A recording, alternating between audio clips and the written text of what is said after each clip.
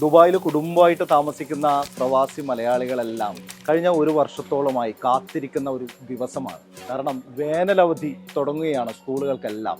June അവസാനത്തോടുകൂടി അവർ നാട്ടിലേക്ക് പറഞ്ഞാൽ പിന്നെ ഒരു മാസം കഴിഞ്ഞിട്ടായിരിക്കും തിരിച്ചു വരിക. വിമാന ടിക്കറ്റ് നിരക്കിന്റെ കാര്യം പറയുന്നേ ഇല്ല. കാരണം നമ്മളത് എല്ലാ വർഷവും സീസണിലും ഇങ്ങനെ പറയുന്നതല്ലാതെ അതിനൊരു പരിഹാരം ഉണ്ടാകുന്നുമില്ല. നമ്മൾ ഈ കഴിഞ്ഞ ഒരു വർഷത്തിനിടെ അല്ലെങ്കിൽ 2 വർഷത്തിനിടെ ഈ ഓഫർ സീസണിലൊക്കെ വാങ്ങിക്കൂട്ടിയ കുഞ്ഞു കുഞ്ഞു സാധനങ്ങളുണ്ടാവും, വീട്ടിലേക്കോ അല്ലെങ്കിൽ ബന്ധുക്കൾക്കോ അയൽവാസികൾക്കോ എല്ലാം കൊടുക്കാൻ വേണ്ടിയിട്ട്. ഇതും ആയിട്ടായിരിക്കും നമ്മൾ ഇത്രയും വലിയൊരു ടിക്കറ്റ് നിരക്ക് കൊടുത്തിട്ട് ആ എയർപോർട്ടിലേക്ക് എത്തുന്നത്. നേരത്തെയൊക്കെ നമുക്ക് 40 കിലോ ഒക്കെ കൊണ്ടുപോകാൻ പറ്റുമായിരുന്നു. ഇപ്പോൾ 30 ഉള്ളൂ. ചില വിമാനങ്ങളിൽ 20 ആണെന്നതും ഓർക്കണം. ഒരു ഗ്രാം വരെ കൂടിക്കഴിഞ്ഞാൽ അതിനുള്ള കാശ് അടച്ചിട്ട് മാത്രമേ നമുക്ക് പോകാൻ പറ്റുള്ളൂ.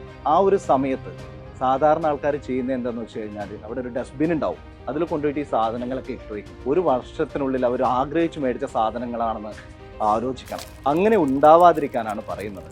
തുച്ഛമായ വിലയ്ക്ക് നിങ്ങൾക്ക് എയർ കാർഗോ ആയിട്ട് സാധനങ്ങൾ കയറ്റി വിടാം. ഇപ്പോൾ ABC കാർഗോ, ഞാനിപ്പോൾ ഉള്ളത് ദുബായ് സ്റ്റേഡിയം ലുലുവിലാണ്. ലുലുവിന്ന് സാധനം മേടിക്കുന്നു, ആൾക്കാർ നേരെ കാർഗോ ഔട്ട്ലെറ്റിൽ പോയിട്ട് സാധനം പാക്ക് ചെയ്ത് അയക്കുകയാണ്. ചെറിയ വില, നമ്മൾ ഈ കൊടുക്കുന്നതിൻ്റെ 1/3 കൊടുത്തിട്ട് കാർഗോ വഴി നാട്ടിലേക്ക് അയക്കാം. ഈ സാധനങ്ങളെല്ലാം തന്നെ ഒന്നും കുറയാതെ വീട്ടിലെത്തിയിരിക്കും. അപ്പോൾ കാശ് ലാഭിക്കാനുള്ള ചെറിയൊരു ടിപ്പ്.